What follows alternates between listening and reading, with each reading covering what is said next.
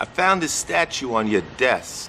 Can I buy it? I'm sorry, Detective. That's not for sale. The Akinga was a welcome home gift from my husband. You know where he got it? 125th Street Flea Market. Lots of Africans sell their tribal objects there. Can I get your husband's number? I know my wife would love to have one of those.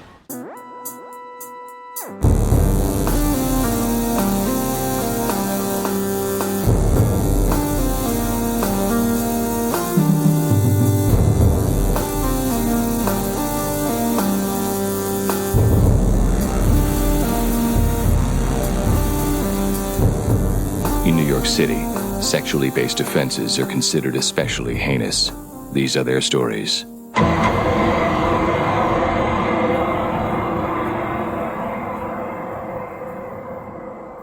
Hey guys.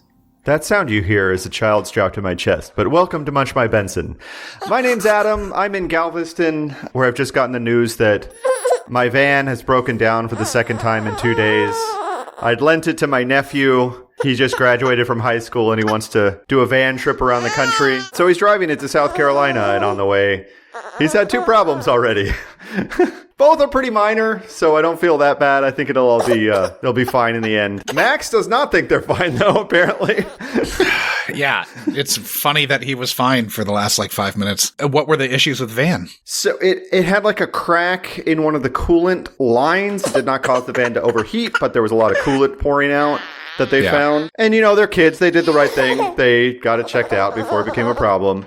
And then the aftermarket alarm system that was installed in this van, that is the most annoying car alarm I've ever been near or experienced. If motorcycles drive by, it sets off the alarm. If it just goes off, I assume when rats or whatever jump on it in the garage in the middle of the night, it goes off. Anyways, there's a kill switch for this alarm system that prevents you from turning on the car, and somehow that got triggered. I did not know that it existed, but apparently that's what prevented them from turning on the car this morning. So, good times. They got to spend some time at a garage in Florida instead of living the sweet life on the highways in a rad van. That sounds fun. Not as much fun as I'm having right now with a baby crying on my chest. Yeah. That's about all I've got as far as stuff going on in my life. I know that you finally caught up and watched Night of the Juggler, right? Yeah. Night of the Juggler is definitely an experience that I recommend. Yeah, I look forward to the day where a good copy of it is available somewhere. So I found out what the deal with that is. So Columbia distributed it, but Columbia does not actually own the rights to it. It's a very small company that was like a theater chain back in the early 80s. And when they went under, all of their properties basically got sort of put into some sort of receivership where it's like you can't really do anything positive with them. So that is probably the most well-known of those properties that belong to this company. And so there hasn't been a new release of that movie since 1984. There was a VHS copy. No, it's clearly a VHS copy. Yeah, but anything that you see that's like a DVD of it is just a copy of that 1984 VHS. That's too bad, because the climax of the film is almost unintelligible. Oh, yeah. Because it's happening in the tunnels under Central Park. It's in the dark, and you can't... Yeah. For fans of Game of Thrones, you probably remember that episode that's all in the dark. It's a lot like that, only even worse. There's no real settings fix on your TV that's gonna help. No, the settings aren't gonna fix that. No. Let's back up a little bit. Night of the Juggler is this movie set in 1980 New York. It's all shot on location, and a lot of times apparently it was shot kind of without permits. They were not shutting down the streets to shoot this thing. So Warriors. Yeah, exactly. Yeah. And it's kind of like Mad Max Fury Road across New York City in 1980. It's a fucking wild ride. There is next to no character development. All we know about fucking James Brolin is that he drives a truck and he bought his daughter a ballet ticket and a hot dog. That's all we know about him. And it's her birthday. No, he was a cop also. Oh, yeah, that's true. He was a cop. And Dan Hedaya hates him. Dan Hedaya hates him so fucking much. Yeah. And everybody is into jogging. A lot of joggers. Yeah, a lot of jogging. This is peak jog. Yeah. We also have Mandy Patinkin playing a Puerto Rican. I would say that was one of the misfires, I think, of the film, because I think that Mandy Patinkin's looking back on that one and going, I don't feel so great about that role. No. I mean, when Dan Hedaya is running down the street with a shotgun during the day in New York, and opening fire on the cop who turned another cop in. Yeah. And that's why he got fired. When he's running down the street, just firing off fucking shots at him. Yeah. Like, not close. This is a shotgun. Yeah. Shotgun pellets spray. Yeah, limited range. Yeah, it's definitely was shot. It was not like it was pretty. Oh yeah, it was a pump action. It was a pump action shotgun. It's fucking insane. And then the other cop, when like a bunch of unis show up because some fucking lunatic who turns out is a cop, some lunatic is shooting up the street with a shotgun.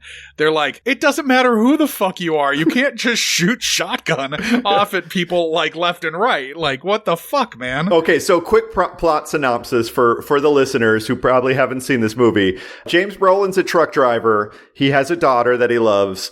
His daughter looks a lot like the daughter of this very rich developer. Yeah. And they both go to school in the same neighborhood. And this crazed lunatic whose family used to be landlords in the South Bronx. And he is super racist, by the way. Exceptionally racist. So this is, I think, something that people have noticed, like have mentioned that they thought that the movie was racist. And I don't know that that's true. I think that this character is, and I think it works. I mean, I think like it kind of works with what his milieu is supposed, like he is supposed to be a racist landlord from the South Bronx. Yeah. I buy that.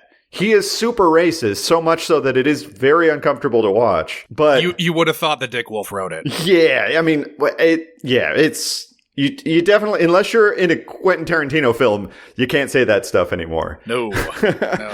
QT could, but I don't know if he should. Anyways, so this guy steals the wrong girl. He's trying to kidnap the rich daughter and ends up kidnapping Brolin's daughter.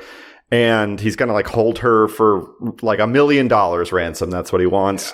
There's appears to be only one major case detective in New York City. It's Clemenza from Godfather. And Clemenza's investigating all kinds of crimes. So Brolin is walking his daughter to school and he turns around as she's like crossing the street to go there. And his daughter gets kidnapped by this guy. From that point on, it is just a fucking mad chase for the rest of the movie. And it's just basically just like there is a car flipping over or windows being broken down or Brolin is destroying a strip club in Times Square, or it's like a gang of fucking Puerto Rican children who are chasing him across a rubble-strewn lot in the Bronx. It's madness. And the South Bronx, mean, there's the weird subway platform fight. Yeah, it's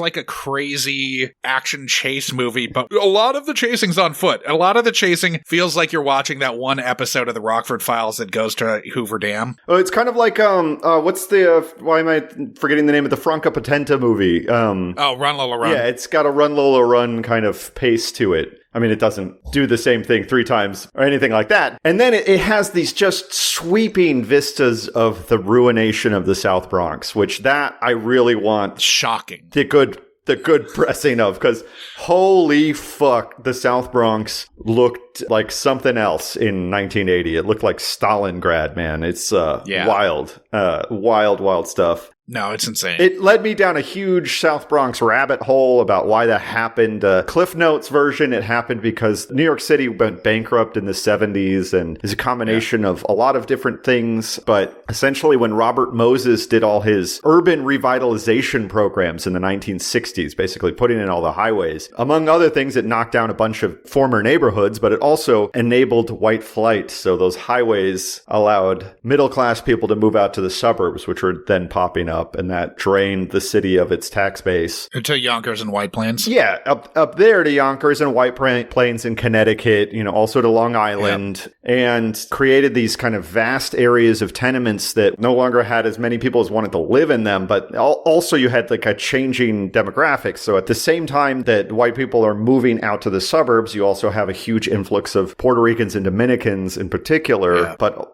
also African Americans from the South, but mostly Puerto Ricans and Dominicans coming in. Well, because at that point, Trujillo was in power, right? And Dominicans were trying to get away from Trujillo. Yeah, and Puerto Rico was going through, they do mention the sort of like Puerto Rican liberation movement stuff, but I don't know if it became easy all of a sudden, but anyways, lots of Puerto Ricans moved Puerto Rico, it's not hard to move from because it's a territory. Yeah, anyway, exactly. It's a territory. So I don't know exactly the deets on that, but But the Bronx changed from being about 2/3 white in 1950 to being about 2/3 non-white in 1970. And then you have the landlords beginning to want to get out because they basically own these slums and they're not making the money that they want off of them. And so landlords start burning their buildings for insurance money. And so that starts happening. And then after that, the city changes policies. And I don't remember all the details, but it's about their Section 8 policies. And basically, they incentivized people destroying their own homes to get into better Section 8 housing. Yeah. So moving out of these tenements into like a housing project that at least was new-ish and had central heat and electricity and stuff. And so people started burning their own buildings down, and the fire department would show up and people would have their suitcases, like the whole building would be standing outside with their suitcases packed because it was a waiting list and you could jump the line if you were a victim of a fire. And so there were like nights where there were over 10 major apartment building fires in the Bronx. Like the fire department would just not go back to the station all night long. They just go from one fire to the next. You know, this is like the period of the Bronx is burning, which is, you know, the saying attributed to Howard Cosell from the 1977 World Series. Anyways, I think the movie does a real good job of depicting just the fucking urban decay of New York in that period. And it's a wild ride. I highly recommend it. Yeah, it's insane. And it's free on YouTube. It's free on YouTube. The pressing is terrible. Yeah. At times, there are other times when it's not so bad. No, anything that's relatively well lit's fine. It's really just the dark shit when the kidnapper is with the daughter in the building that's been condemned and whatever, and anything in the tunnels is nigh unintelligent. Yeah, I gotta say, I was put off at the beginning. I think like the scene in his apartment where he's talking to his daughter, I think that really put me off at the beginning. I spent like a couple hours trying to find a better copy of it unsuccessfully. There isn't one. No, it literally doesn't exist. Maybe you can find the VHS copy somewhere and that would be better, but I don't think... Or maybe you're friends with Quentin Tarantino and he has a fucking cut of it on film. Yeah, exactly. That's the only way you're getting a fucking... Yeah, maybe Mr. Barbara Streisand has a copy somewhere, James Brolin. But he may. He may. Or he probably gave it to Josh. Josh Brolin probably digs it. Anyways, it's a wild ride. It's fun. It's fast-paced. It's not like as fun as Shakedown, but it's it's a lot grittier. So I highly recommend it. If you're going to issue trigger warnings, definitely do it for racism. Yes, absolutely, definitely for racism. And there's also the creepy kiss. Which creepy kiss? Where the kidnapper kisses the daughter. Oh yeah. So there's an implied pedophilia thing. I mean, we're comfortable walking in that milieu here at Munch by Benson, Josh. Yeah, but you don't usually actually see it happen. Yeah, that's true. And he does kiss her. And it is super weird. She's like, why did you do that? Anyway, we do have an episode to talk about. And we do, and it's a pretty weird one. So, so I think you want to do the recap? Yeah, sure. I just felt like we needed to talk about it because we kind of blew it up We've teased it for 2 weeks. Yeah. The episode we're covering this time around is Ritual. It is from season 5. It is episode 14. 2 city employees on park cleanup duty stumble across the site of a ritual sacrifice of a dismembered 7-year-old black boy. The scene is enough to shake even the most wizened of rangers, and we're off to the fucking races. Benson and Stabler head to the lab where Warner gives them a graphic, super specific recreation of the dismemberment and tells them that she's never seen anything like this before and that the body was hung upside down to drain it of its blood.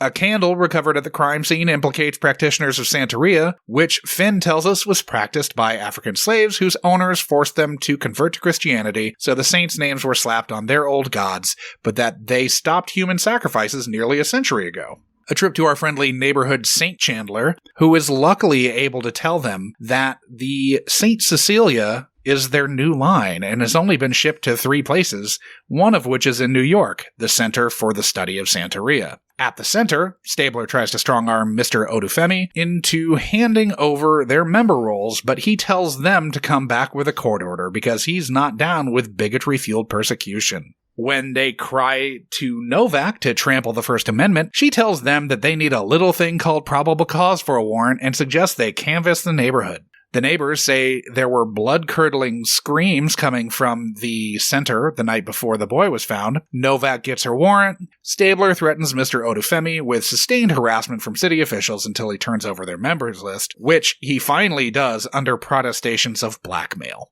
Warner gets lab results back that trace the boy to having lived in Nigeria for all but the last month of his life, likely meaning he was brought there specifically for the sacrifice. A trip to ICE rules out legal entry to the country, so they go to the Nigerian consulate, who fielded a phone call from a girl claiming to be the Vic's sister.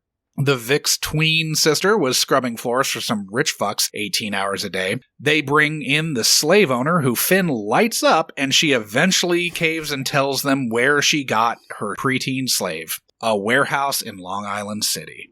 Jump cut to the raid of the warehouse, and they find dozens of slave children chained to prison-style bunk beds awaiting their purchasers to choose them.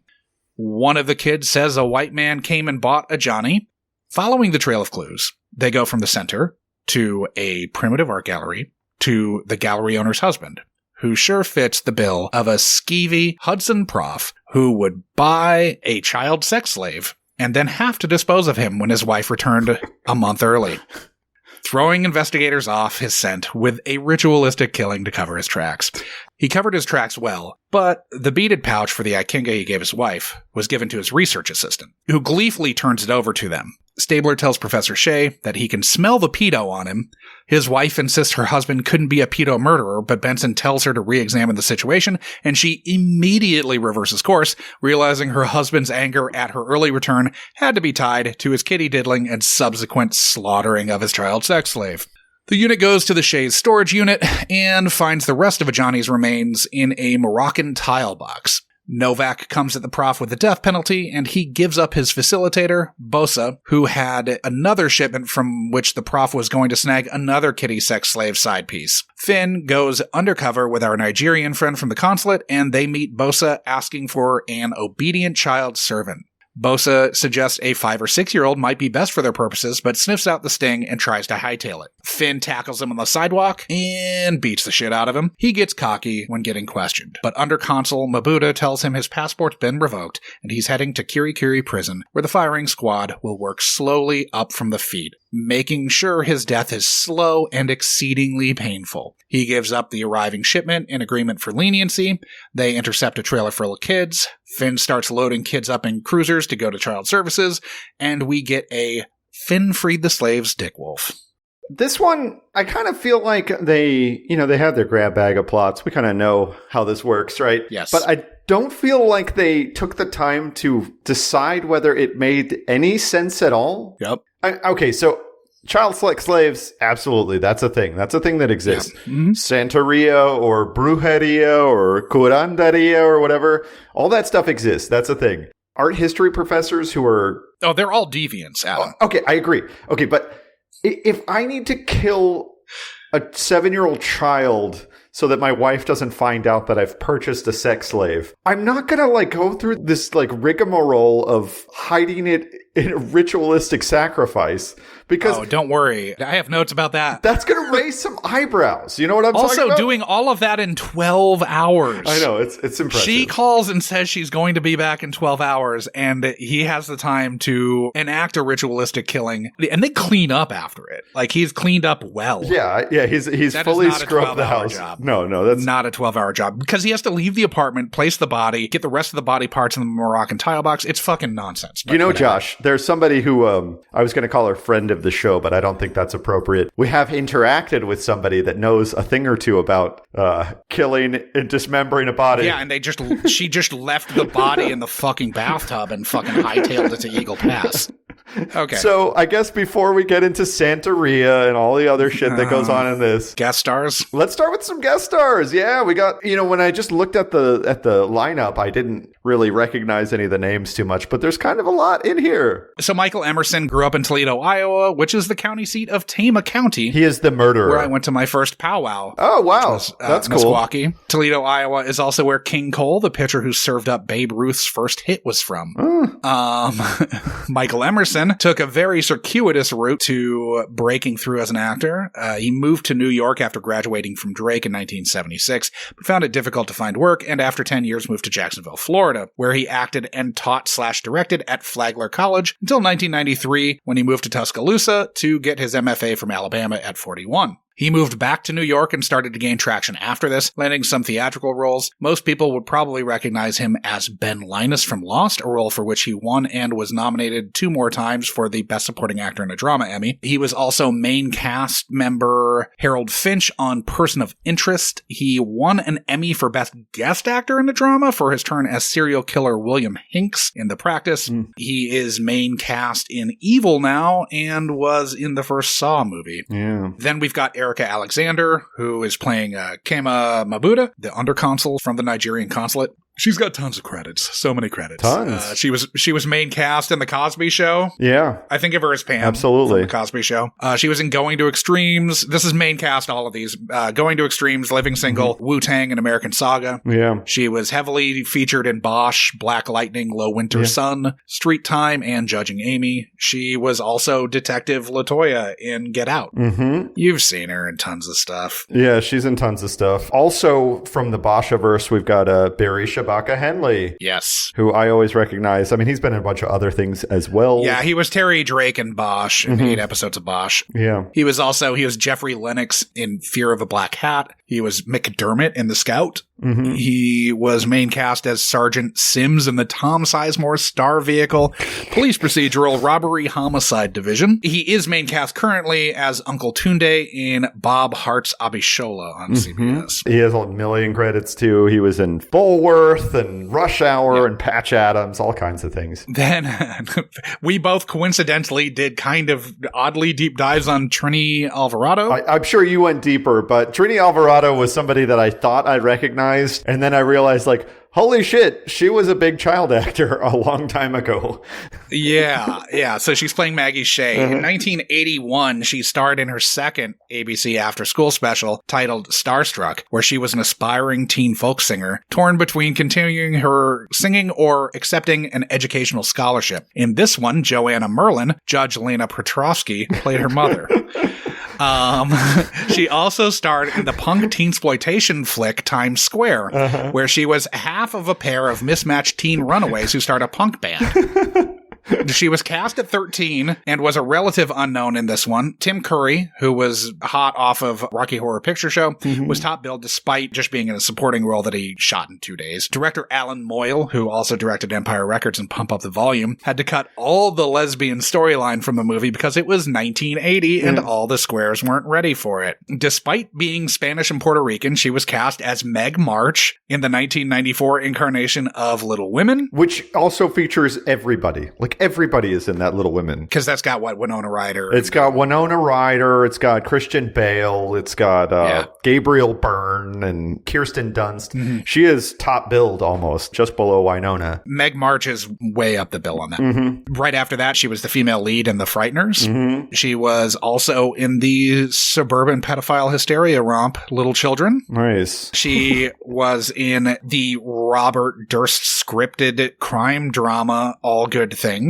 The Babe Ruth comedy, The Babe. She was one of Babe Ruth's wives. And she was in the teen girl rock band Justine Bateman star vehicle Satisfaction, which also featured Julia Roberts in her first big screen credit. Nice. Another actor in this episode was in The Frighteners, and I can't figure it out right now. Okay. It's going to drive me crazy. But The Frighteners, if you don't remember, it was a Peter Jackson, Michael J. Fox star vehicle. It's a very strange movie. Yeah, it's the movie that Peter Jackson did after Heavenly Creatures, but right before Lord of the Rings. Yeah, it definitely fits more in with the early Peter Jackson than the billion-dollar budget Lord of the Rings Peter Jackson. Yeah, the fun stuff, not the bloated, boring shit. Yeah. So next actor I've got is Abraham Alvarez, who's playing Roberto Martinez. Okay. He was Jose Perez in 68 episodes of Archie Bunker's Place. He was also Judge Triandos in 14 14 episodes of the Mark Harmon, Marley Matlin legal drama Reasonable Doubts. Shit. That's a good call. I didn't even look him up. He was a reporter in Predator 2. Yeah. He was the King of Spain in The Adventures of Briscoe County Jr., and he was Louis's father on Louis. Oh my God. That's awesome. So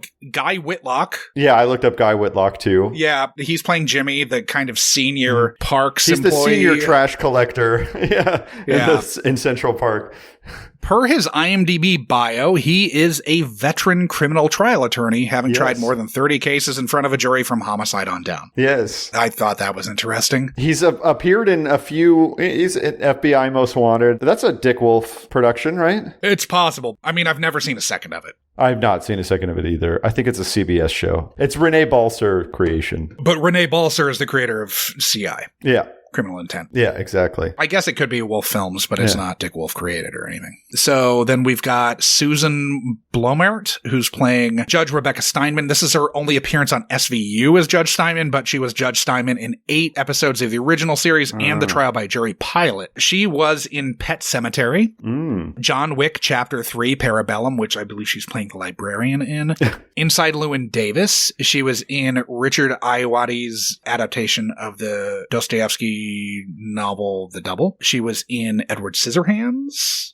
She was also the head devil worshipper in season 2, episode 14 of the X-Files, Die Hand die Verletzt, which, it must be mentioned, is in this shared universe as John Munch appeared in the X-Files. Interesting that she was a devil worshiper there and she's prosecuting crimes, committed by devil worshippers here, kind of. Pretty strange. Yeah, interesting. And then lastly, for me, this is the last one I've got, is Sullivan Walker, who's playing Martin Bosa. Mm-hmm. He is Trinidadian. Yeah.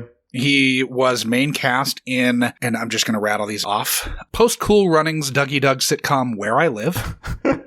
The Michael Dugan, one of Dick Wolf's writing buds. No relation, right? No relation that I know of. They wrote together on Christine Cromwell, the original series, Nasty Boys, and Miami Vice. So he was in the Michael Dugan created mid-90s sci-fi ensemble show Earth 2, which also featured Clancy Brown, Rebecca Gayheart, Antonio Sabato Jr., and Rockmond Dunbar. That's a great cast. And he was in the Karen Parsons, Lori Petty, proto Two Broke Girls 90s sitcom Lush Life that Petty and Parsons co-created with living single co-creator Yvette Lee Bowser. Interesting. He was also in Crocodile Dundee, The Firm, and Get Rich or Die Trying.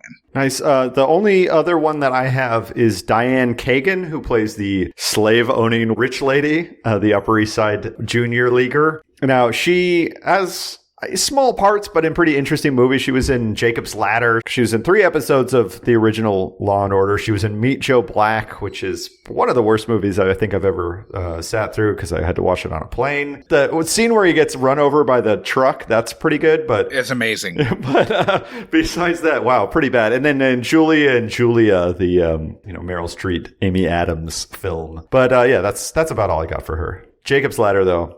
That's a movie. That's a wild ride. That is a movie.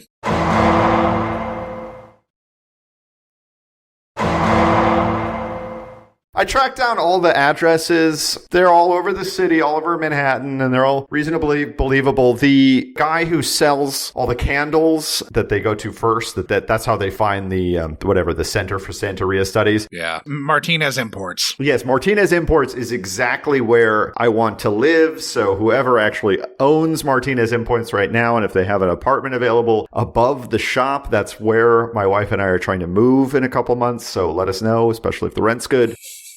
Let's see. That's really all it is for New York. Now, I did a lot of research on Nigerians in New York. So I think the episode kind of goes off the rails because it calls it Santeria the whole time, which is slightly, I guess, misleading. Santeria is what you would call it in Cuba. It might be what you call it in other places, but basically... But it was African slaves in Cuba. Yes, exactly. But there's a lot of these kind of like folk religions that are syncretic religions, kind of combining both Catholicism and maybe African traditions and also Amerindian traditions, so kind of like bringing all these things together. And Santeria is one name for it. Voodoo is another name for it. But they're all sort of location specific, like Voodoo's Haiti, right? Voodoo's Haiti. And Santeria's Cuba. Exactly. Voodoo's Haiti and in New Orleans, because New Orleans was settled by a lot of Haitians. Yeah. Because they were both French colonies at one point. Santeria's Cuban. And Texas, they mostly call it, I guess, curanderismo. Because I've been to these places, they call them botanicas, where they're basically like herb shops. And there's usually like the curandera in the back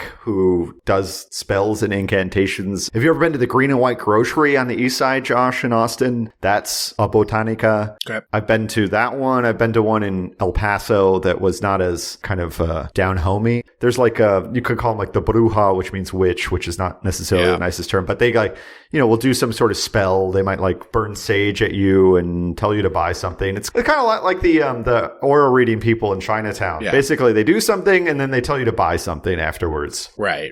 But yeah, I've been in those shops. I never actually had the whole thing done to me, but sometimes they like blow rum in your face. Sometimes they like smoke some sage or something. But they're all kind of these connected folk religions that are all slightly different. I think generally speaking, though, there isn't like a church of Santeria, which is implied by this, where there's sort of like official this body. Is saying there's a center that's more like, it feels like it's more like for study. Yeah, but then they're talking about like human sacrifice has been banned by our church for 150 years. And it's there's that. It was banned in the 30s, I believe. I looked that up. Yeah, it's hard to find good information about human sacrifice because I think so much of what is reported on it has overtones of racism. Yeah. So like European colonizers. Sure. I mean, they're happening here too. Yeah, exactly. European colonizers will say that human sacrifices are happening in the bush in this place. Right. And it's all bullshit. Yeah. And not really give the correct context and really understanding of what the hell's going on. Anyways, I did a little bit of research. None of it is that fascinating because it doesn't matter whether they're doing Santeria or not. Yeah. It's all a red herring. It's a total red herring. And it's like, anyways, I guess we should just jump in because I got to say that I like this cold open. I thought it was kind of a callback to some of my favorite cold opens. This ain't no job for the squeamish. You know it's going to open on something pretty fucking gross when those are the first lines of the episode. This ain't no job for the squeamish. You find dog crap, pick it up. Use condom, pick it up. A needle, be careful. You just gotta pick it up. Okay. What the hell? Hey, Jimmy, take a look at this. Is that blood in those bowls? Yeah. You get that sometimes. Wackos sacrificing animals. Mother of God. Buddy, it ain't gonna last too long if you let a few dead chickens creep you out. Jimmy, this ain't no chicken. What I was going to say is that Keep Austin Beautiful would be appalled that they're just picking up the needles without having a sharps container to put the needles into. You know what I'm saying? Yeah, for sure. You got the little dildo-looking thing that you drop the syringe in. No, it is a dildo. It's dual purpose. Yeah. It's safe, I think. But I love that the fatherly advice. It reminded me of the Car Crushers and Parts. And the sailboat-loving cops in Prodigy, those were... That's what I was brought back to, was, are they going to argue about a yawl or a skiff or whatever the fuck it was? Yeah, it was like a catch or a sloop, I think. It was a catch or a sloop. So then we jump ahead, and Elliot's asking Warner... So this wasn't a hack job? No. After he died, the extremities were removed methodically. First, the flesh around the limbs and neck was flensed. What? A flensing. Yeah. Really weird word to use. Yeah. Uh-huh. And then she tells us what it is, because no one knows what flensing is. Scraped from the bone using a sharp knife. Like this, going like down the skin. They're basically skinning at them. Then the bone was severed with one blow from something like a butcher's cleaver. So I actually did a little bit of research on this flensing, and I think that one of the writers just kind of like... Clear your search history. But that's not flensing. Flensing is a very uncommonly used word. 90% of the use of flensing is to describe deblubbering a whale. That's what flensing is. Okay. When you're scraping the blubber off a whale. That's flensing. But you'd be doing it from the outside, obviously, so you're basically getting the outer layer of blubber and presumably the skin also. It's probably not that far off. I looked up multiple articles about butchering animals, like how to do it yourself, and none of them use flensing. I looked up flensing, and except for whales, right? Well, yeah, and I like you can buy a flensing blade, also known as a whale. Comes from a long line of whale hunters, probably.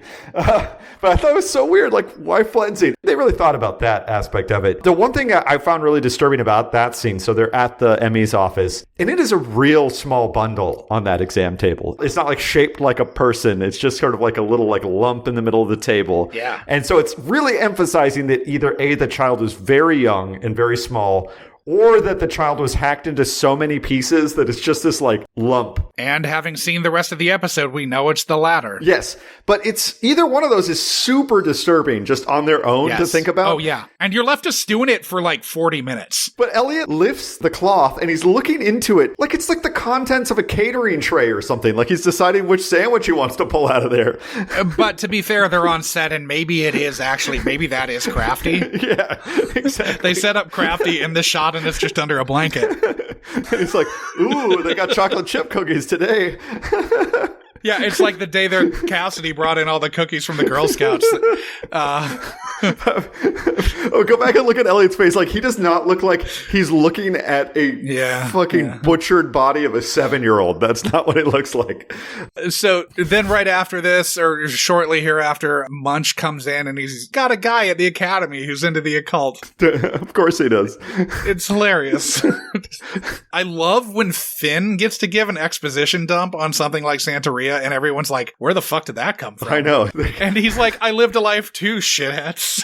No, I think it's funny. Finn, like, spoke a lot more in this episode than he normally does. Like, Finn had a lot of text. This is definitely a Finn-centric episode. The general subject matter, he kind of has to be front and center. Yeah. You can't just have white cops working this case. No, that's true.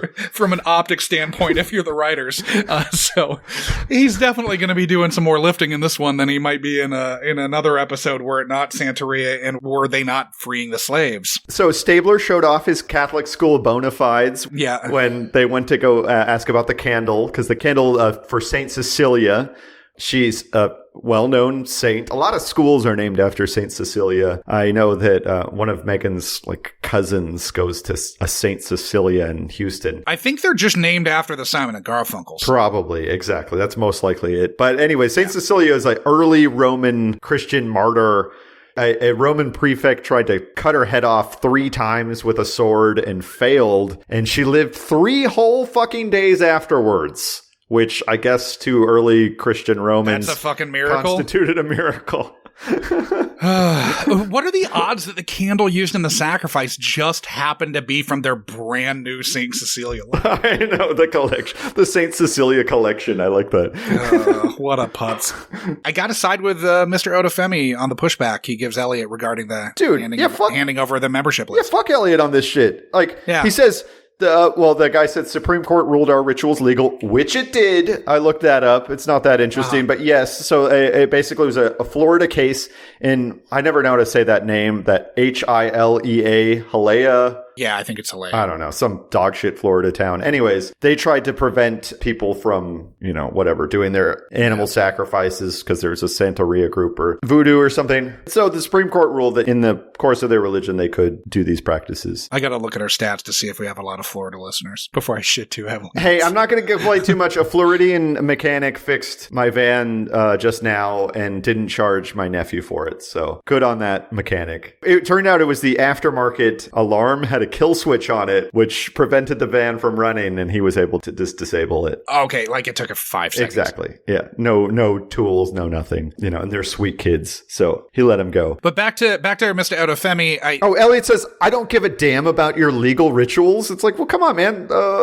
What if somebody said that about fucking the Stations of the Cross? Yeah, you think you're going to stand for that? Yeah. I feel like it's fair to assume that NYPD could persecute them based on bigotry too. Mm-hmm. And Novak agrees. She says I might be hostile if you accused my religion of child sacrifice. Yeah, no shit. Exactly. It's weird to see Novak as the voice of reason here. We haven't seen much of that in the episodes we've drawn randomly. She totally was the whole time. She was actually fairly reasonable. And it was funny because she was like kind of a center position, I guess, between Elliot in particular and between whoever else was around. But she was reasonable on that point. But then when she's arguing with the judge, she's kind of taking a slightly harder line. Well, she's just trying to get the warrant, though. Like, it's not a... And the judge is like, this is bullshit. Yeah. Do better, basically. It's one of those things where, like, she's just having to fucking do this to keep the case going. Because they do need the warrant, I guess. I think although it doesn't yield anything. I found it interesting how much Cragen has clearly thought about committing a ritual murder.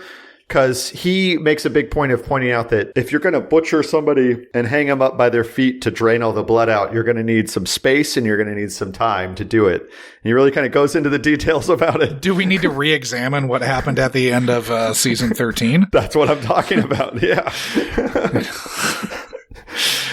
But like back to Novak, she's usually overstepping the bounds of human decency in the courtroom and telling people who eventually fall to their deaths from atop the police station that they've got funky sperm. That's true. I love when they go to see the old white lady on the street, the neighbor of the Center for Santeria Studies or whatever the fuck it's called. And she's like, I don't want to sound prejudiced, but, which is obviously a surefire sign that whatever's about to pour out of her mouth will be extremely prejudiced. So young people shouldn't be exposed to voodoo. Yeah. Her words. It sounds like voodoo to me. Yeah. Yeah. Can you imagine the look on her face when she walked into the room and saw her grandkids watching Weekend at Bernie's too?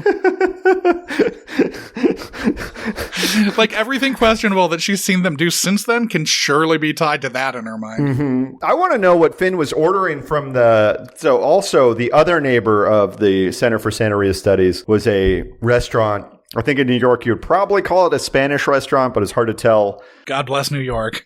They were serving something to Finn in a foil bowl with a foil top, and it was a very seedy looking place. So I was wondering if that was the same place that you purchased chicken tikka masala from the other day and dumped all over your brother's brand new carpet. Different zip codes. Potentially. Yeah. So seeing that kid scrubbing the floor 6 a.m. to midnight. Yeah. I hope the layman's fucking die in prison. Fucking 6 a.m. to midnight? 18-hour days for like a fucking 12-year-old? Jesus Christ. And when they show Mrs. Layman, when they finally go to get her, her brooch is definitely the brooch of a slave owner. Slave owner's brooch.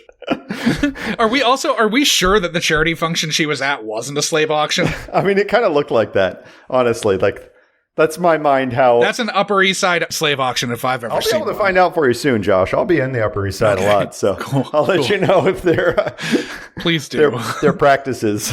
I liked Finn reading her the riot act. Oh, yeah. He went off on that lady. That's like a whole long thing. Look, lady, I don't give a damn what you and your damn friends do. Slavery's a federal crime. Now, you're going to be spending the next 10 years in lockdown. That's not the junior league. You cooperate with us, we'll put in a good word for you with the feds. If you don't, I guarantee you're not going to like the dress code in the joint. I guess before we got there, though, we talked to Ice. And during this Ice scene where they're interviewing the guy, I realized that there have been a lot of exposition to this point in the episode. Yeah, it's all exposition. It's like 20 minutes of exposition. Yeah. And it's like every single person that shows up is like dumping stats. They've got like knowledge that they're dropping on you. They're telling you about Yamoha or Yamo. I don't know how to pronounce it. I watched it recently. Anyways, the lake's ruled by Yamoha, which is a real thing. It's a Orisha, which is kind of a Santeria Yoruba saint. Right. And it's a real Orisha. Yamoa is a kind of like a mother figure. And so, yeah, they did a lot of research for this one. And you'd think they would have taken the time. And all for a fucking red herring. They would have taken the time to like make the crime make sense. Because it doesn't make sense. Nope. Like if I had to murder somebody, that was a sex slave that I wanted to hide from my wife, I would try to do it as quickly, efficiently, and maybe as not drawing attention to it as possible, right? Isn't that kind of the idea with murder? Isn't that what you want to do?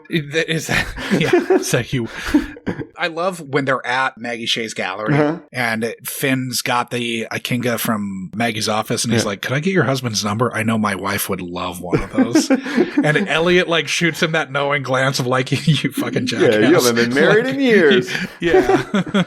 But like, it's one of those like smiling at him because it's funny that he's saying his wife wants one. I really liked the art in that art gallery, I gotta say. I describe it as like sort of representational Afro quilting is what the art is there, and I really enjoyed it. Before we got there, though, we go and we meet the kids. Well, we go to the warehouse where the kids are chained up. This is one of the most fucked up things that the cops do. So those kids have been locked up there. The guy abandoned them for like days, maybe a week. Yeah. And the SVU cops interview those kids in the same room where they've been shitting and pissing on themselves next to the chains that they've been bound to those beds with. Talk about re-traumatizing children. Yeah. Take them outside. Let them see somewhere the sun. nice. Get them a fucking meal. Seriously. You dickbags. I mean, I absolutely know why this is there. Yes, to avoid another setup. I know that.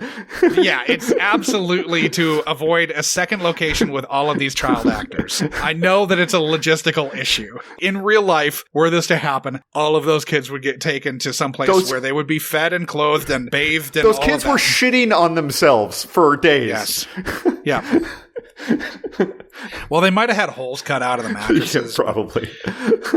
And a bucket, but whatever. Dark stuff, though, man. Dark stuff that is, like, not, I guess, well, it is kind of fleshed out because the graphic detail they go into with the butchering, but dark stuff. Yeah. So then we go to her husband's office, and he says that he's active in the campaign to get the Elgin Marbles back to Greece. I did a little dive on this, like I knew what they were basically, but as if we needed to say who'd stolen them. Yeah. They are in the British Museum. They sure are. Yeah. Thomas Bruce, the 7th Earl of Elgin, had his agents remove the Parthenon marbles along with marble sculptures from Propylaea and Erechtheum from 1801 to 1812 under the guise of saying that he'd been granted the privilege by official decree or a firman from the Ottoman Empire. A public debate in Parliament followed, and people, including Lord Byron, accused Thomas Bruce of vandalism and theft. Parliament exonerated the Earl of Elgin, Thomas Bruce, and in 1816, 4 years later, he sold the sculptures, and they were passed into trusteeship at the British Museum. Since the new Greek state gained independence from the Ottomans in 1832, they've been trying to get back all the ancient art that was looted from them under Ottoman control. While under the care of the British Museum, pollution and multiple efforts by British Museum staff to clean the sculptures have damaged them, scraping away a lot of the detail work and removing as much as 1/10 of an inch from the surface. The efforts to return the sculptures to the Parthenon intensified in the 1980s, care of Greek Minister of Culture, Melina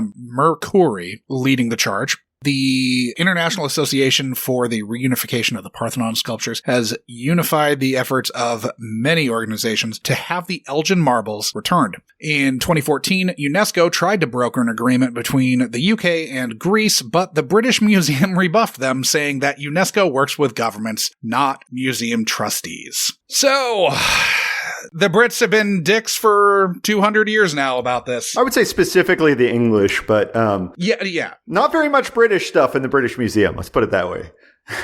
No. Or the Tower of London, really. Yeah.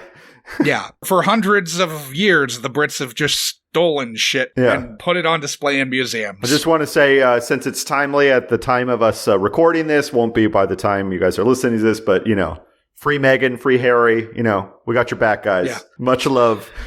Yep. Suits power. Yeah, so in contrast to the art at his wife's art gallery, I don't care for the art in Mr. Shea's art history office. There were like two things that could be kind of maybe Tibetan. He's supposed to be a Tibetan sand painting guy, but they're kind of like hung awkwardly on a bookshelf.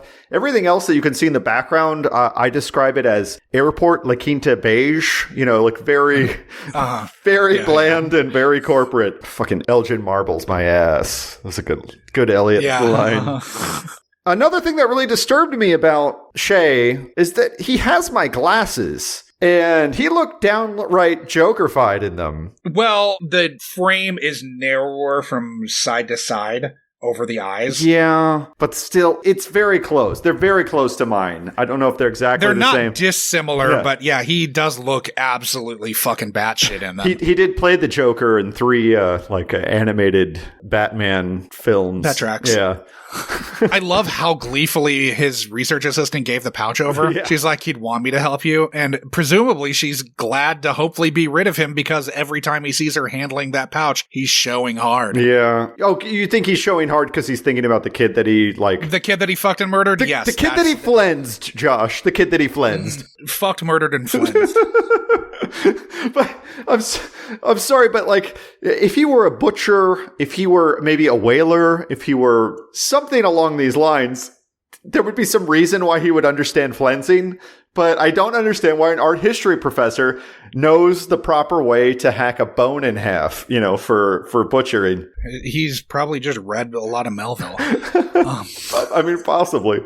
God. How great would it have been to have seen one of your profs get hauled off for murder in the middle of a lecture? Yes, agreed. But I thought that they missed a chance to get the kids really riled up there. They could have had them, with their phones up, taking photos or something. This is too early. This is season 5, so it's 2004. They all had laptops, though. But yeah, I guess we didn't really have camera phones that much then. The quality of camera on your phone in 2004 is dog shit. Yeah, that's true. But still, they didn't even seem to care that much. There's only one of them even who watched him get hauled off. And that guy looked like a fucking creep. Because it's art history. They're all disaffected. Well, they're all asleep. That's the thing. For sure.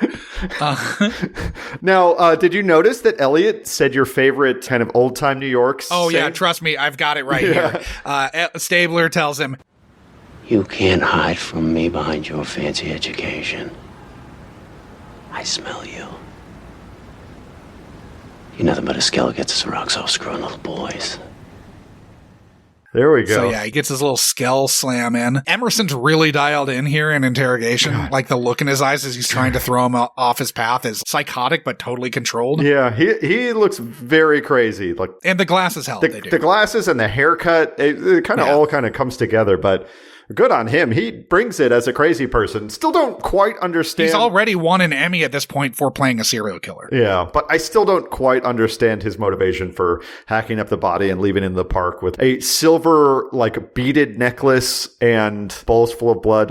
Well, I feel like the cover-up is entirely opportunity-based. So, he looks around his wife's things and grabs some Santeria. Yeah, it's utilitarian. Yeah. This shit was here. He has shit to make it look like a fucking ritual killing.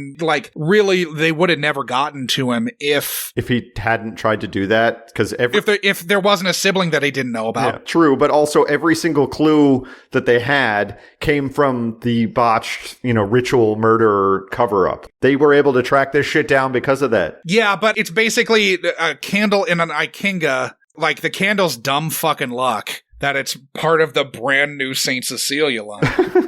The only way they'd be able to trace that Ikinga back to him was because his fucking sister had the same one. That's true. Maybe you shouldn't give the items from the child you just murdered and butchered to your wife and your research assistant. Yeah, but I mean, he's that guy. Okay, kind of jumping ahead slightly.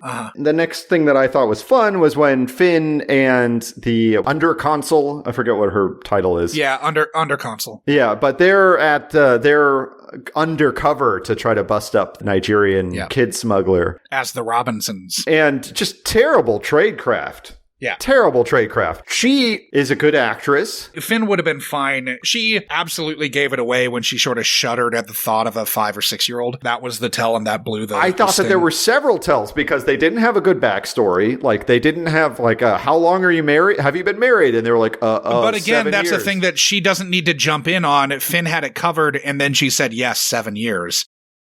It's another thing of this is what happens when you get a civilian doing fucking UC work. Well, sure. And then the guy says, "What business are you in?" And Finn's like, my business. Have an answer for that. I don't know. I just thought that. I didn't have a problem with my business either because, you're working with some fucking crook. This guy's clearly a scumbag criminal. So, yeah, I wouldn't tell him for either. sure. So, If you're wanting to do something criminal, like, you don't need to tell this guy what you're fucking doing. So backing up a little bit, I think that Finn might have threatened the slave-owning Upper East Side lady with prison rape. I not explicitly, but it's kind of like No, it was more of that she was going to have to wear shitty outfits. Yeah, she says, I guarantee you you're not going to like the dress code in the joint, he said. But Yeah. I don't know. I think that might be like a soft prison rape, alarm.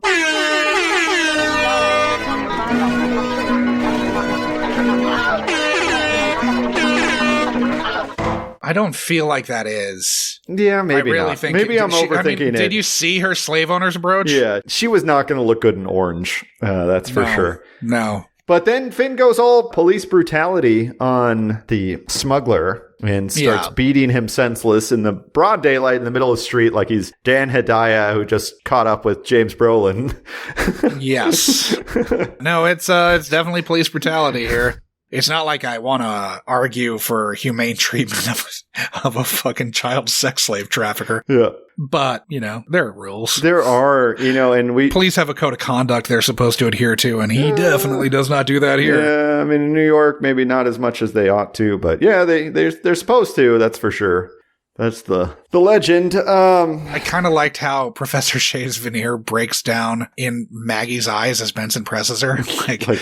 It's also crazy how quickly he was able to murder a boy, because this is where she says she was going to be home in 12 hours. And so, in 12 hours, he kills this kid. And cleans up afterwards. Kills the kid, dumps him in the park. And does, a thorough bleaching of the tile. And also, they live in a Manhattan apartment. They do not own a butcher shop. They do not own a garage. They do not, presumably, own antique medical examiner tools. You have to have specific tools to actually cut through bone. Why was he shipping in a antique box to Tibet? I guess that might make sense, but it's also a little weird. That's where all his child murderer friends are. Yeah, probably. It didn't have an address either, just shipped to Kathmandu. Kathmandu's a big city. I think you'd need to have a street address there. Wait, it was shipping to Kathmandu? Yeah, because that's where because he was okay, because that's not obviously in Tibet. But. Yeah, but, it's not in Tibet, but they're, I guess, Tibetan Buddhists there or whatever, probably. So, because, they can't practice Tibetan Buddhism in Tibet. He was probably sending it to the Nepalese crown prince who killed the royal family. Yeah, that's crazy. My uncle was there then. Really? That's wild. That probably was not a good day to work at the embassy. To be a diplomat. Yeah, that's Jesus Christ. So then we've got Kiri Kiri prison that gets dropped as the likely landing place for Martin Bosa after his passport gets revoked. Kiri Kiri prison is Nigeria's only supermax prison. It's where Fela Kuti was jailed by the Buhari government on politically motivated charges of smuggling currency, which are probably bullshit. It's total bullshit. Yeah. And then it's also where Clifford Noah Orji, Nigeria's first documented cannibal, was sent after confessing to but never being tried for his crimes. He was basically just sent there. He alleged that government officials were giving him money, which seems unlikely because he's crazy, but he did have a cell phone at a time where literally no one except for the richest of the rich had cell phones in Nigeria. So that happened. Nice.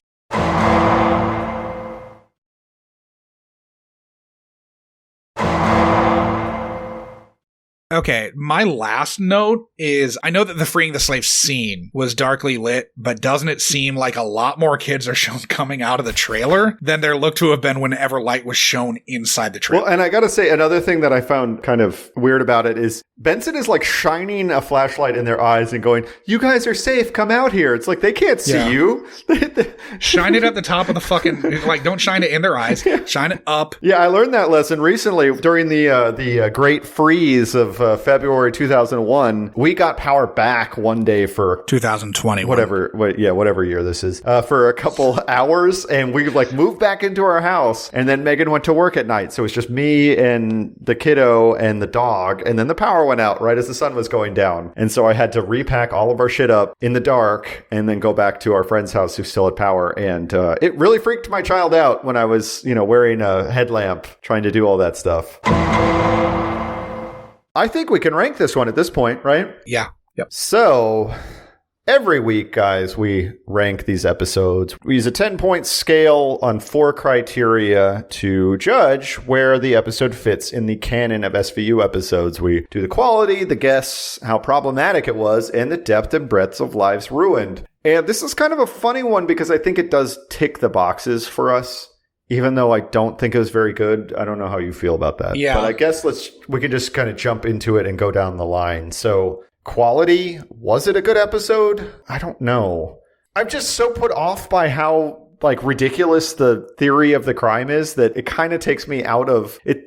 Or not the theory, the actual crime. Yeah, that this guy would do that, it doesn't make sense to me. And I want to believe, I thought he was a good crazed killer, but I just don't believe that that's what he would do with the body after he murdered it. And it kind of takes me out of my comfort zone. No, I agree. Comfort zone in terms of determining whether or not this is a good episode. Yeah, but it's not bad either. It's fun. No, it's not bad, but it's probably like a 4. Yeah, I think it's a 4. I think it's a 4. Finn was great in it, and Elliot got to do some good stuff. And, I thought it was reasonably well paced. I wasn't bored with it, but it's just a little disjointed and weird. And I thought, really, you could just see the grab bag that they were just, throwing like plot darts at the wall and going, okay, Santeria, how are we going to work this in? I'd like to take this moment to just air out my grievance with whatever writer decided Santeria was a good fucking idea, because then that meant that fucking 18 years later, I've got that goddamn Sublime song stuck in my head. You sure did. I didn't even want to bring it up, Josh. You know what's not going to end up in this episode? That. I was going to start the whole talk today by going, you know what, Josh? I don't practice Santeria. I don't got no crystal ball. But I do know that that's as far as I'm going to go with that. I hate that song. You know what I get to hear a lot? There is a store that sells Surreys, those 4-seater kind of like beach bicycles. Well, he rents them. He doesn't sell them. He also rents surfboards, and one of the guys from Sublime does this? I mean, he looks like Sammy Hagar. Okay. He sells, what does he do? He sells Cabo Wabo memorabilia. Yeah, he sells cotton candy. It's called Jungle Surf. Anyways, this dude, I sold this guy my guitar. I've talked to this guy dozens of times. Every time I talk to him, he's introducing himself for the first time. He's nice. He's pretty rad. Wait, he's the Paul Rudd character in Forgetting Sarah Marshall. Yes, yeah, but yeah, I hear Santeria Chemo or whatever his name is. I hear Santeria played a lot coming out of that establishment. So, what kind of guitar did you sell him? It was my Yamaha acoustic. Okay. It was a fine guitar. Yeah, like one of those $200 models or whatever. Yeah, something like that. I think I sold it for $100, so I felt. Yeah. I didn't feel like I was ripping him off, but I also didn't feel like I was not getting something for it. So. And you're probably not using it. So. No, I wasn't using it. It takes up a lot of space. We're about to move to New York, so yeah, get fucked acoustic guitar. Sorry. Yeah.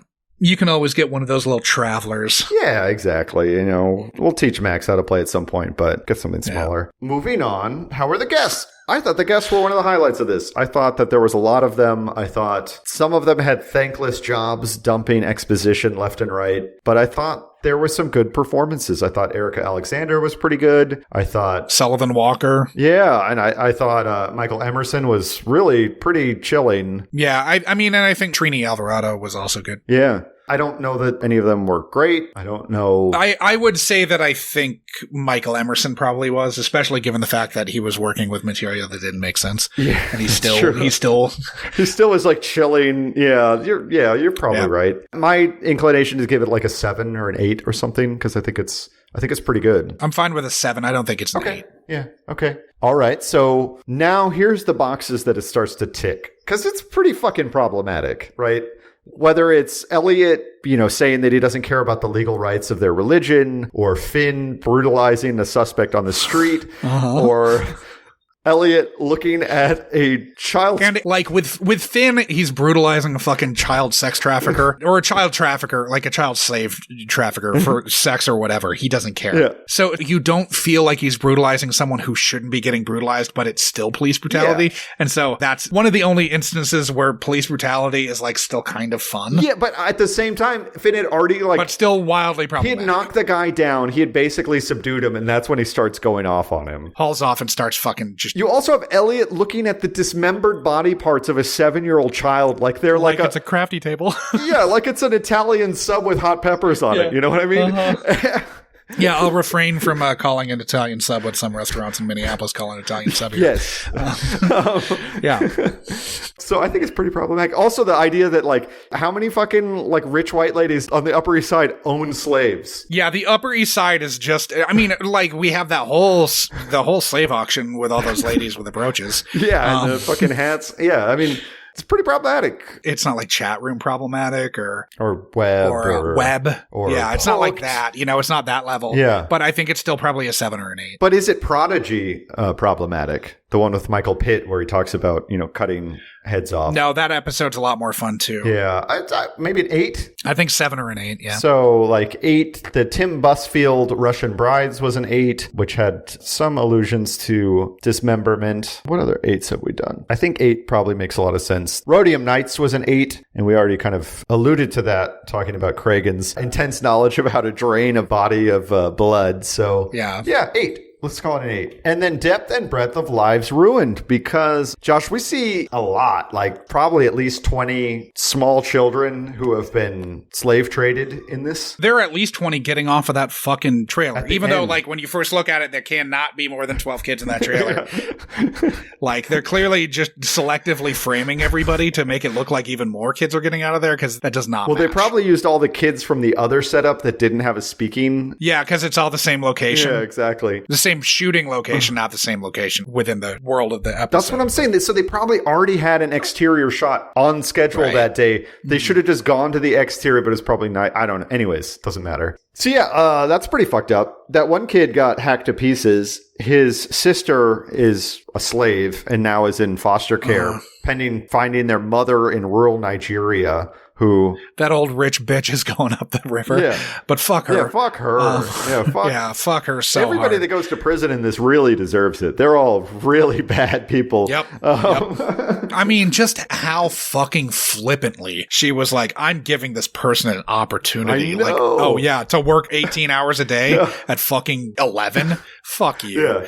Trini Alvarado, or Maggie Shea, her life is fairly fucked. I mean, yeah, you're not going to get over that anytime soon. You know, and the thing about her husband having to frame it as like a ritualistic Santeria murder, like, I don't think she can go back into, you know, primitive art. That career No, there's a lot of appropriation going on there. He blew up her spot. Yeah, he sure did. Like, I mean, it was like cool before he butchered that child, but now it's like, oh yeah, you're the gallery owner whose husband hacked that child to pieces and stuffed half of it in a box. That's pretty fucked up. I mean, I think it's got to be like a 7 or an 8, right? I mean, it's pretty high, Josh. We're talking about children sold into slavery. Oh, I know this, but the children that we're seeing are all actually freed. At the point we're seeing them, but when they were chained up to the ceiling, shitting their pants for days. No, I realize this. Yes, from where they were at the point in where their lives were when the episode starts to where it ends, they're actually in a better place. They're in a better place, but I you know, there's some emotional trauma. But they are fucked up. But, you know, when we're talking about the super high scores on this, I guess you're right. I guess at this, you know, at one like point, this is psychological trauma that they're not going to get over. Yeah, most of the people that we are pulling for are not getting fucked over in this one, right? Or at least their life ends. I guess we don't know what's going to happen with ICE or whatever. All those kids are getting deported straight to a fucking like criminal of war camp somewhere in the bush. You know, they're getting like. Well, actually, it was the Bush administration, so maybe they aren't. That's the last administration that wasn't caging fucking children. No, they probably were like they're going to send them to like a Boko Haram rape camp somewhere in fucking northeast Nigeria, and yeah. So I'm assuming if ICE is involved, those kids aren't gonna, you know, have a great time. Fucked. Never mind. It doesn't matter. They're fucked. But I think you're right. I don't think it's a 9 or a 10 because of that. I think we got to cap it at an 8. And also, I do think those kids have a good asylum claim at this point because they had literally been, you know, sold into slavery. Yes. Yeah. So I think that you know, the pro bono lawyers will have fun with that one. So maybe an 8. So yeah, I don't know. So 7, the James Waterston one. Stephen Park, real fake news. There's a goddamn robot from Rocky IV and they did not use it. That's what we gave that one. I think more people's lives got ruined than for sure real fake news. Agreed. You know, honestly, we did bump that up a point because we didn't get to see the robot, so we said that our lives were ruined by it. Yeah. So it's a 6 that got bumped up to a 7 because they fucked us over. Diora Baird Witness was an 8. And I think it's kind of in line with that. obviously that was a woman who nobody believes and then drops dead from MRSA. But yeah. But so if we give it an 8, it's a 6.75 I think it's overall. An 8, yeah. Okay. Which puts slots it much higher than I feel like it should be, but it ticks the boxes. It ticks the boxes. We set up these criteria a long time ago without really knowing where it would lead us. Yep, and it leads us to giving this a 6.75, I guess. Because it's kind of bonkers. It's kind of wild. I know what you're saying that we should bump down the quality to kind of drag the score down, but no, it's fine. Yeah. It is what it is. It's closest in score, at least like where I am, to the Diora Baird one, Witness, which I don't remember the name you gave it. That was a 7.25, I think. No, it was a straight 7, I believe. Okay. But, what was that called? We had another 7 with the... Oh, it was the one about laying pipe in McCallum County. Yes, exactly. That's the one it was. Yeah. Episode 46. Another 7 we gave to the Wentworth Miller Mahershala Ali. We don't even care about the teenage orgy. Yeah, I mean, I guess this is as bad an overall episode as that was while still being fucking batshit crazy. This one didn't have the standout dogshit performance from Wentworth Miller, but it also didn't have anybody describing butchering somebody. Here's the thing. I would believe it if Mahershala Ali flensed that child in that episode. That would make sense from a character's perspective. He was a butcher, if you remember. But I mean, this dude had his next side piece, his next kitty side piece on the way. Like, he was going to pick up his next one. This guy he's sort of ramping up his... Well, what I want to know... Probably got off so hard. I mean, he kept the trophies and gave them to... He clearly got off on that. How long do you think it normally takes him to dispose of his child sex slaves? His fresh kid kills? Yeah. I don't know. He probably has a place for him. He said, you can't just dump those in the Harlem River or something like that, right? Yeah. Or the East River, maybe. Okay, yeah. One of the two. Yeah. Yikes. So, I think it's time to roll the next episode. Yes. The child's asleep right now, but I feel like at any moment he's going to wake back up and he's going to be angry. We're going over to episode.lol, fueled by Flet. Tape is spinning. Oh, I hate that part. And it's kicking out. Screwed.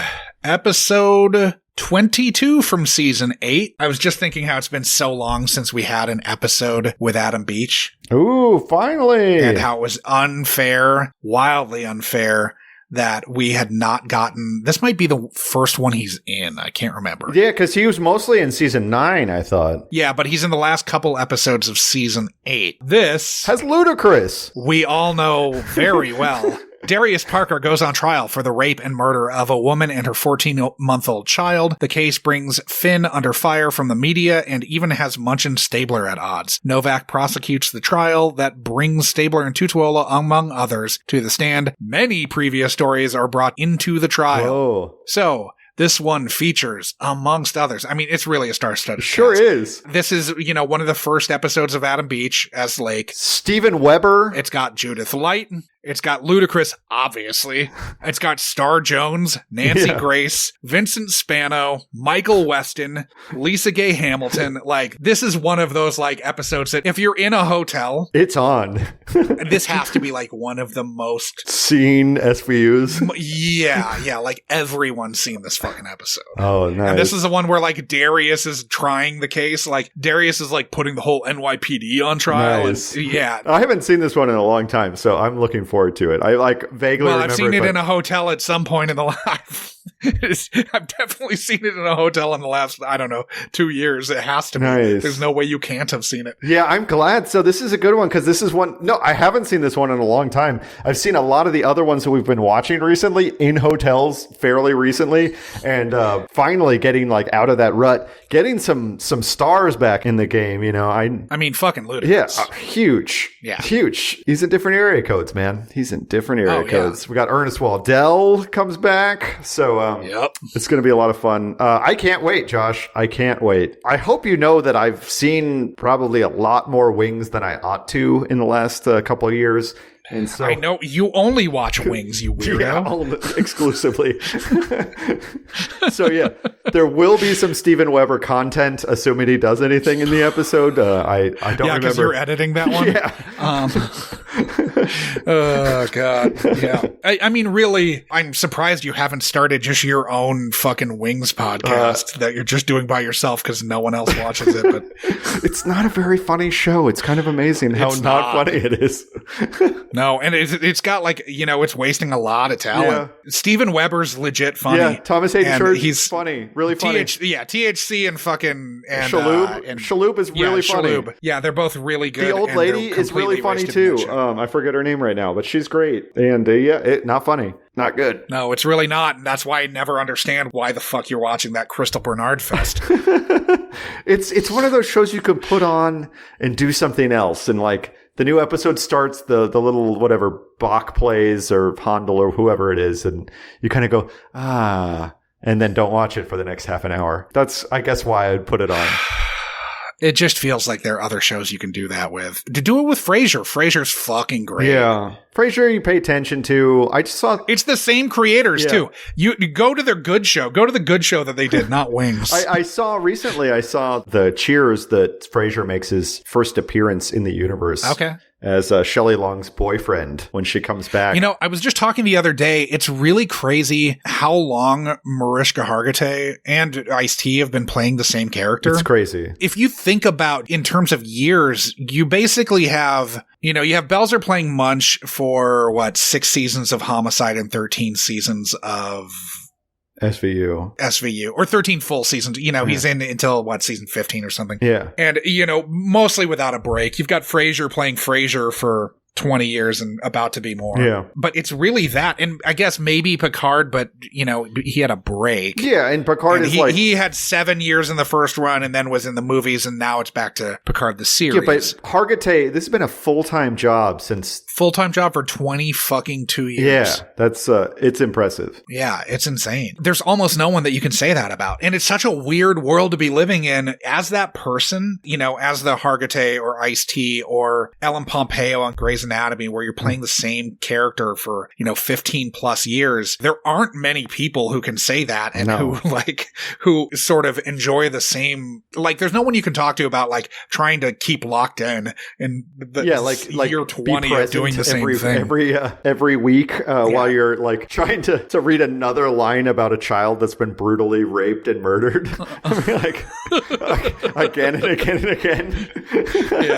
Yeah. Oh, God damn it. But yeah, on that note, I think we can call it a day there. So we've got Screwed next week. That should be fun. I'm looking forward to it. Star Jones, man, looking forward to it. yeah. That's why we're looking forward to it. We're just big Star Jones fans, We feel like she got a raw deal over at the View. Yeah, did she get kicked off the View? I don't even know. I think so. I think she got kicked off and she was replaced with Sherry Shepherd. Bullshit. We'll get into that next week. I think I may be misremembering. We'll do the research. If so, guys. I'll be able to cut this out. So.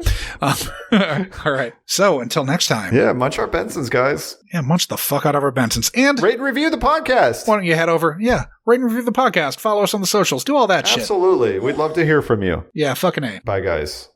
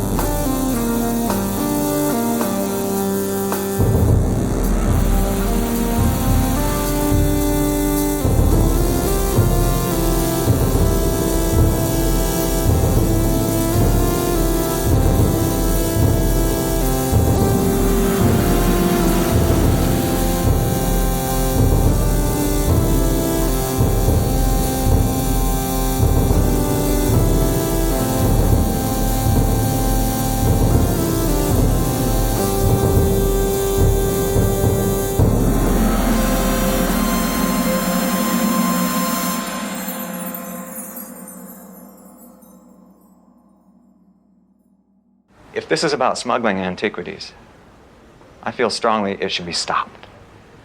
I'm active in the campaign to get the Elgin Marbles back to Greece. Elgin Marbles my ass. This is our guy. He's as slick as they come. Well, his wife was away for 2 months. He figures I'll have some fun, buy a boy for sex. And his wife calls and says, "Hi, honey, I'm coming home tomorrow." Shay panics, has to get rid of a Johnny, and he stages a Santeria ritual to throw us off. The wife deals in African art. He teaches art history. There's your short leap to knowing about Kangas. See, what I don't get is why didn't he just throw away the doll or leave it in the park with the body? It's a trophy. He gets his rocks off seeing his wife with it.